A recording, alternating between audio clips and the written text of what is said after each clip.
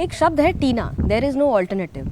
कहीं ऐसा तो नहीं है कि बीजेपी को इस बात का घमंड हो गया है कि जब तक ऐसा विपक्ष है जो एकजुट नहीं हो पा रहा है तब तक हमें सत्ता से कोई नहीं हटा सकेगा, और इसका घमंड क्या दिमाग में या सर चढ़ के बोल रहा है? आप उल्टा बोल रहे हैं। बीजेपी ने किसको इकट्ठा होने से रोका है?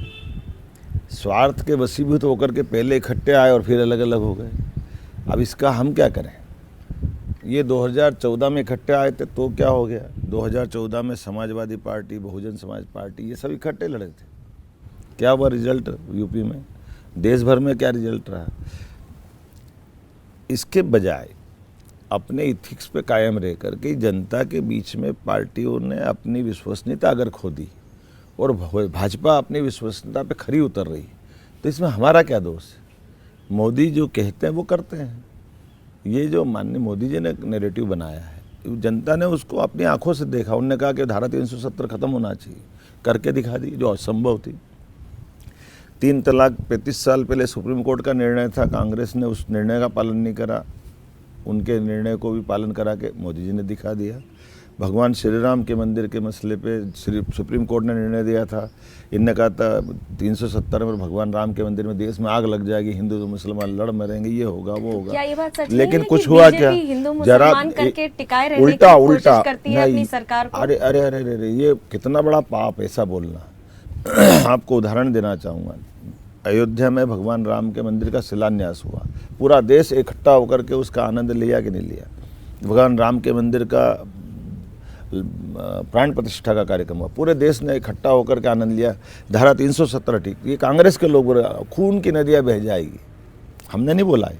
क्या हो गया पूरे देश में? तो जो देश की परंपरा थी, अभी एक इवेंट बना लिया अपने फायदे के लिए। एक मिनट अभी आप इससे आगे आप देखो, अयोध्या से अरब तक, अरब में मंदिर बना है।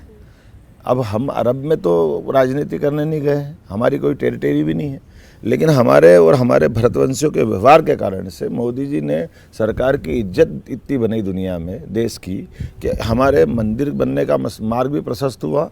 उल्टा बोहरा मस्जिद सीरिया में बनी और उसका लोकार्पण में माननीय मोदी जी गए। जो आप हिंदू मुस्लिम एकता के प्रतीक है मोदी जी। कांग्रेस तो यही आरोप लगाती है कि कांग्रेस, हाँ अब आप आए, कांग्रेस आरोप लगाती है कि बीजेपी मुसलमानों को देश में डरा के रखती है और विदेश में जाके मस्जिद और मंदिर एक है कहते हैं। पुराने पापों को गिनेगी तो कांग्रेस को मालूम पड़ जाएगी। कांग्रेस ने हिंदू मुस्लिम के आधार पर, हमारा जनसंघ जनता पार्टी भाजपा थी भी नहीं, तब देश का बंटवारा करा दिया। कांग्रेस ने देश की आज़ादी के समय धारा 370 खड़ी करके कश्मीर को हमेशा के लिए एक विवादास्पद मुद्दा बना दिया। कांग्रेस के उस समय के तत्कालीन प्रधानमंत्री ने सोमनाथ के मंदिर का निमंत्रण ठुकरा करके, जो सरदार वल्लभ भाई पटेल ने एक बड़ा उदाहरण पेश किया था कि मोहम्मद गजनवी ने आकर सोमनाथ का मंदिर तोड़ा है तो देश आज़ाद हो गया, तो हमारा मंदिर नहीं बनना चाहिए। और उस विवाद को हल करने का काम पटेल साहब ने किया था, इसलिए विराट प्रतिमा बना करके माननीय मोदी जी ने उस निर्णय का समर्थन करा। उल्टा अयोध्या का मसला, उस मुद्दे को उलझाने में कांग्रेस ने अपनी कोई कोर कसर बाकी नहीं रखी। बड़े बड़े अपने वकील, बड़े महामंत्री सबको लगाया कि राम मंदिर हिंदू मुस्लिम में बदलता रहे। तो जनता ने वो भी देखा है, जब देश में इस मुद्दे पे हिंदू मुस्लिम करने कांग्रेस गई, उल्टा देश के साथ रहीम रसखान एक ही है। ये बात मोदी जी ने सिद्ध की। ना अरब में झंझट हुई, ना अपने देश में झंझट हुई। उसके उल्टे कतर जैसे भी देश के अंदर देश के नागरिकों को बचा के लाने का अगर कोई श्रेय किसी को मिलेगा तो माननीय नरेंद्र मोदी जी को, जिनको फांसी की सजा हो गई। आप यूक्रेन रूस युद्ध में बड़े पैमाने पे दोनों देशों से 20,000 बच्चों को लेकर के आए, लेकिन देश में हिंदू मुस्लिम के बजाय अपने देश में भी और दुनिया के मुसलमानों में भी भारत की इज्जत बढ़ाने का काम अगर किसी ने किया तो यशस्वी प्रधानमंत्री मोदी जी ने किया। मोहन साहब, क्या ये बात सच नहीं है कि बीजेपी अपने आप को मुस्लिम विरोधी नहीं दिखने के लिए हिंदू के साथ पक्षपात कर जाती है, या यूं कहें कि कांग्रेस को ही मुसलमान का पक्ष दिखाने के लिए खुद को मेजॉरिटी पक्ष में दिखाने के प्रयास करती है? आप बताइए, उल्टी बात कर रहे हैं। दंगे उनके शासनकाल में होते हैं। आप बताइए 10 साल में एक भी बार किस शहर में कर्फ्यू लगा क्या? कांग्रेस कहती है ये कहने का सवाल नहीं, मैं विपक्ष में बीजेपी रह के करवाती है। मेरा ये उल्टी बात है। जब हम पक्ष में रहते तब भी हम दोषी, विपक्ष में तब भी हम दोषी, और कांग्रेस गंगा की तरह पवित्र। ये कैसी बात हो गई? कांग्रेस ने जिस मुद्दे को, भगवान राम के मुद्दे को उलझाया, हिंदू मुसलमान को लड़ाया, धारा 370 से लेके तमाम मुस्लिम मुद्दे, अब जब उनके ये पोल खुल रही है तो वो अब क्या कहेंगे।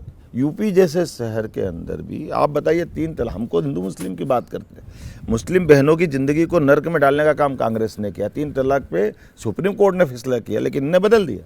ये दोषी कौन है? ये तो खुद ही दोषी है ना। अब माननीय मोदी जी ने सुप्रीम कोर्ट के उस फैसले का निर्णय भी कराया, और मैंने जैसे पहले कहा कि अगर अरब में जाकर के मंदिर के लोकार्पण में माननीय मोदी जी खड़े हैं तो मस्जिद के लोकार्पण में भी खड़े हैं। ये हिंदू मुस्लिम एकता के इससे बड़े प्रतिमान क्या हो सकता है? तो या हम ये मान लें कि इस बार कम से कम मध्य प्रदेश में पूरी 29 सीटें जीत रहे हैं, या फिर सारा फोकस छिंदवाड़ा पे ही जा रहा है? छिंदवाड़ा पे भी जा रहा है और पूरे प्रदेश पे। कांग्रेस कहीं दिख ही नहीं रही, ये कांग्रेस की गलती है। कांग्रेस ने एक के बाद एक राहुल गांधी ने प्रेस कॉन्फ्रेंस करके कहा हमारे पास ट्रेन की टिकट खरीदने के पैसे नहीं है, हमारे सारे पैसे इन्होंने अकाउंट फ्रीज करके ले लिए और ये बीजेपी की साजिश है। देखिए साहब, ये कितना दुर्भाग्य है कि ऐसे घर से आने वाले व्यक्ति जिनने आँख खोली तो एक नहीं, 2 नहीं, 5 प्रधानमंत्री जिस घर से निकले हैं, वो देश की इन व्यवस्थाओं से परिचित नहीं कि अगर पार्टी चलाते तो आप उनको इनकम टैक्स रिटर्न जमा करना पड़ेगा, ब्यौरा देना पड़ेगा, आय व्यय का हिसाब देना पड़ेगा। वो सबसे ऊपर है, खाली केवल इसलिए कि वो नेहरू जी के परिवार से आते हैं, गांधी नाम लगाते हैं तो सारे कानून से ऊपर हो जाएंगे।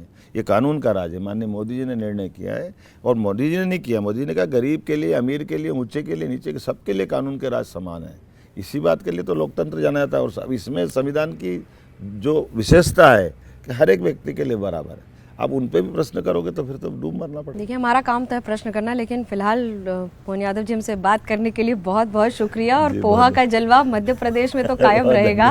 फिलहाल कैमरा पर्सन होमेंद्र और सूरज पांडे के साथ मुझे मनोज्ञा लोईवाल को दीजिए इजाजत। खबरों का सिलसिला एबीपी न्यूज पर जारी है।